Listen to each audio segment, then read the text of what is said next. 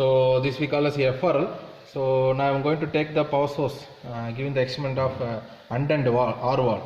So with the help of the two push button and two 3x2 DCV and three single acting cylinder and two limit switches, then one AND valve. So this experiment I am going to give the circuit connection. So for the case of 3x2 DCV, I am giving the connection to the lower end because here you are having the muffler or silencer as a bottom. Okay, so this can be considered here 1, 3, 2. Output will be the 2.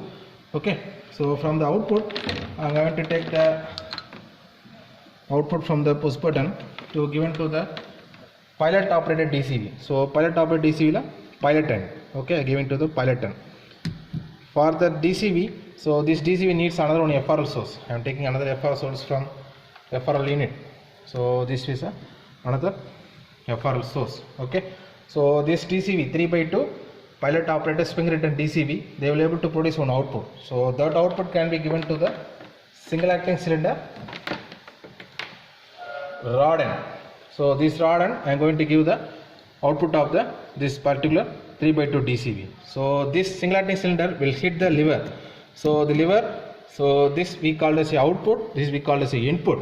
Okay, so this particular single 3x2 lever operated switch, they need another one pilot source. We are going to give the pilot source to the here.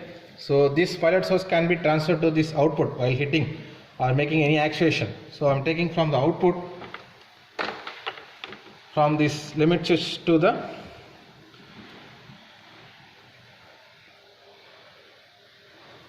AND valve one end of the AND valve. So as of now I completed the one cylinder connection.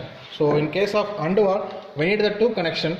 So I go for another 3x2 push button. So I taken the power source from the FRL to the 3x2 push button. So in this 3x2 push button I will operate a DCV. Here I have a top as a input, bottom as a output because the muffler and the silencer can be present at the top. So this may be a 1, 3, bottom is 2. So that will be the output. So I am going to insert the power source of FRL to the 1, 3, bottom 2. I can take the output from the bottom 2 port. Okay, so that can be given to the pilot source of the another 3x2 DCV. So this component we call as a 3x2 pilot operator spring return DCV. So this DCV source again needed one FRL power source. I am taking another FRL power source from the FRL unit. So that can be given to the port 1. Okay, so this DCV they will able to produce one output. So that output can be connected with the another single acting cylinder. So single acting cylinder rod end.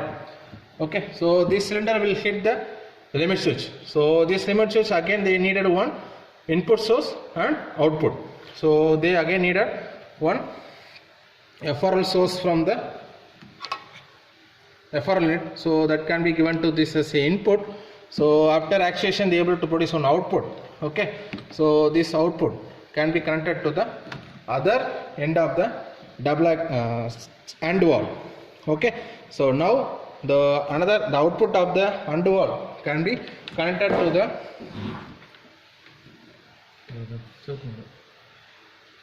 output of the AND valve can be connected to the final single acting cylinder DCV.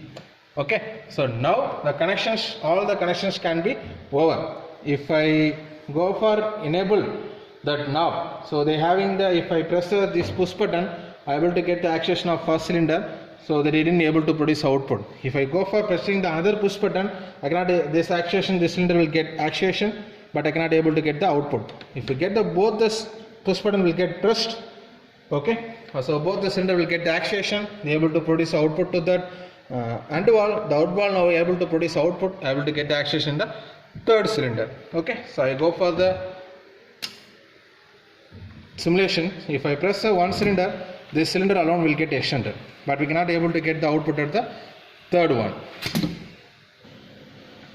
So next, if I press the next push button, I will get the actuation in the second single acting cylinder. Okay, so still we are not able to get the output at the third cylinder because once I press both the push button, so both the cylinder will get the actuation, parallel I will able to get the output in the third.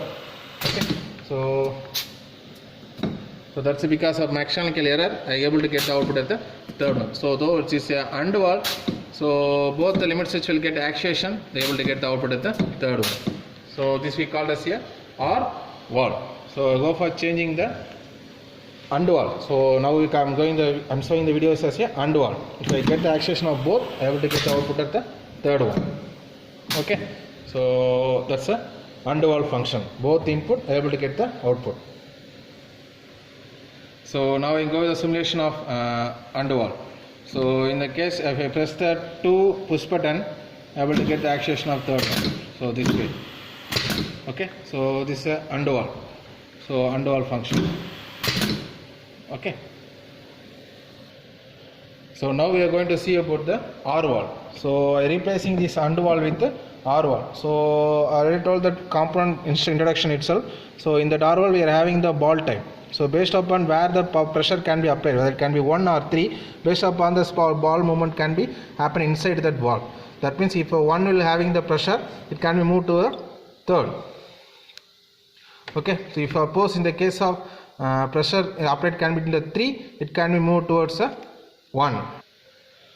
So likewise, if any one of the input can be given to that OR valve, they are able to produce a output. So that's a function of OR valve. So I go for the simulation of OR valve. So if I enable the knob of pressure, okay, so we are able to see the pressure built up in the circuit.